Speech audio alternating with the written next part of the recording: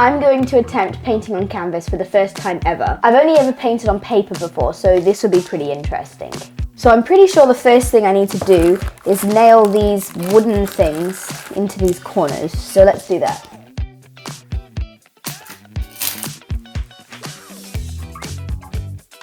And yes, of course I'm going to do a Lord of the Rings painting. I forgot to mention, this is portrait 42 of my 50 portrait challenge. Before I started sketching, I drew a grid over my canvas. Usually I'll use a 3x4 grid to draw faces, and I'll work on the face until I can get a good likeness. But I realised quickly with this one that I can't do that because the canvas is gessoed, which means you literally cannot erase pencil. So I had to use a much smaller grid. It meant that I could finish the sketch a lot quicker.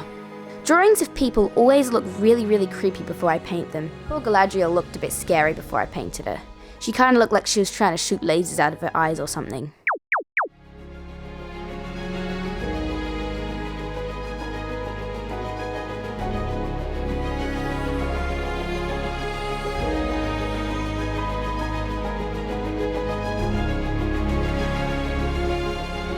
Nowadays, I always do an undercoat for my paintings. It can help reduce these little annoying white spots where you can see the paper through the paint, and it also helps with judging colour correctly. If you're painting on a white canvas, every colour is going to look darker than it actually is. But if you paint your canvas a warm or cool colour that isn't dark and isn't light, it helps you see the colours as they really are. If that's your goal, a grey is probably best, because an orange might make everything look a little bit cooler. Once I finished the undercoat, I began blending the background. I was amazed by the ease of blending on canvas. It's usually really difficult to blend smoothly on paper, at least for me, but it was so much easier on canvas.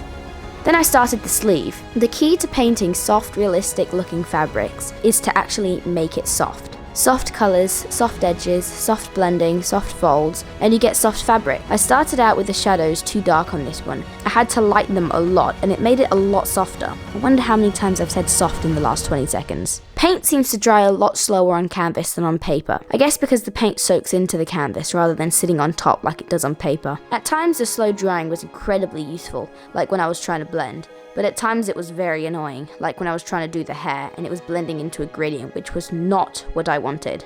In the beginning, I painted all my portraits with solid backgrounds because I wanted them all to match. I even colour-coded my Lord of the Rings paintings. I painted hobbits with orange backgrounds, men with blue backgrounds, and elves with green backgrounds because I wanted them to be a set. But last time I painted Galadriel, I painted her with a proper background and it looked so much better than a flat background. It was very difficult to blend them though. And this painting of Legolas, for example, took hours to blend the background because I had to mix all the transition colours and lay them next to each other to mimic blending, because acrylic paint usually dries too fast to blend properly. So it was amazing being able to blend on this canvas. This background took about 30 minutes to finish rather than 2 hours.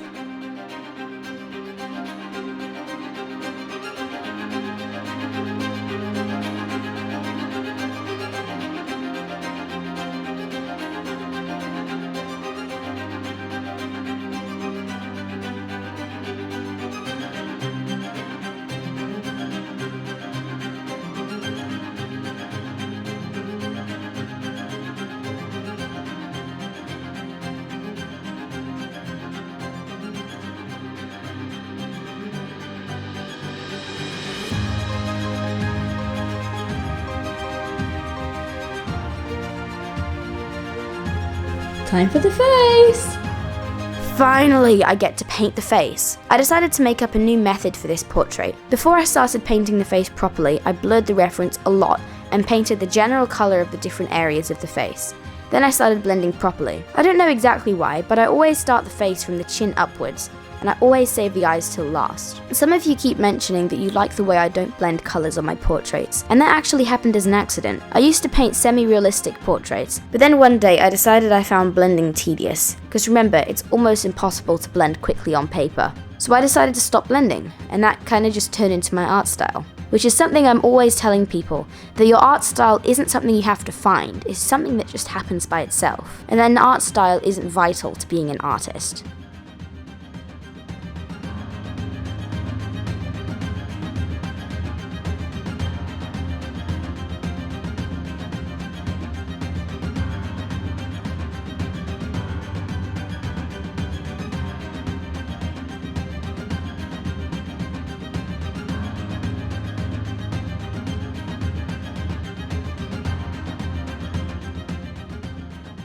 I love painting portraits with interesting lighting like this. It's got a lot of really bright highlights on the reference, like here on the shoulder, and here under the chin, and here, and here, and here. It makes for a very interesting painting. And it makes you curious too. What is she looking at? Who is she looking at? Why does she look so happy and so hopeful? I painted Galadriel in January because I really wanted to paint this reference photo, but I didn't foresee all the issues I would have. For example, after I painted the entire dress and background, I realized I'd been using the wrong tube of blue paint, and so the entire painting was a warm blue instead of a cool blue. And yes, warm blue exists. Then I moved on to the face, and I had even bigger issues. The first was with the colours. It's a very cool photo, but obviously faces are warm, not cool. So she was looking a bit like a stone troll. And the second issue was with the size of the face. I never painted a face that small before, and I had a lot of trouble with it. Long story short, I felt like Galadriel deserved a second chance.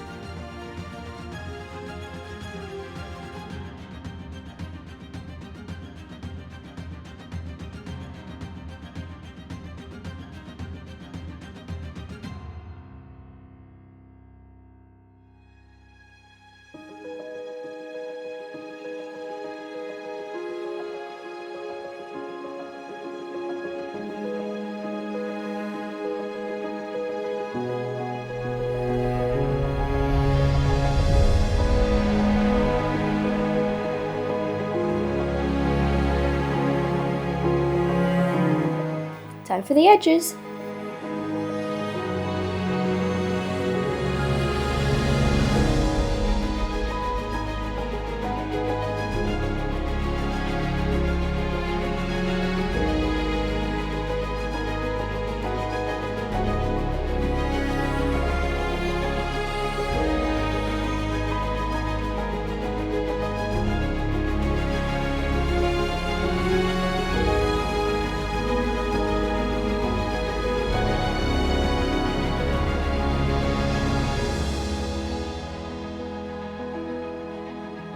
This painting is almost done, I just have to varnish it, but I couldn't find a big enough brush, so I had to use this stupid little puny one.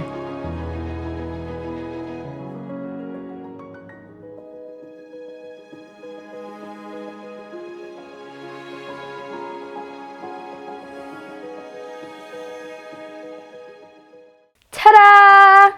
After 3 days, the painting is finally done, and I think it might actually be my best portrait ever. I actually did something crazy, and just a second. I bought a second of canvas about 2.5 million times as big.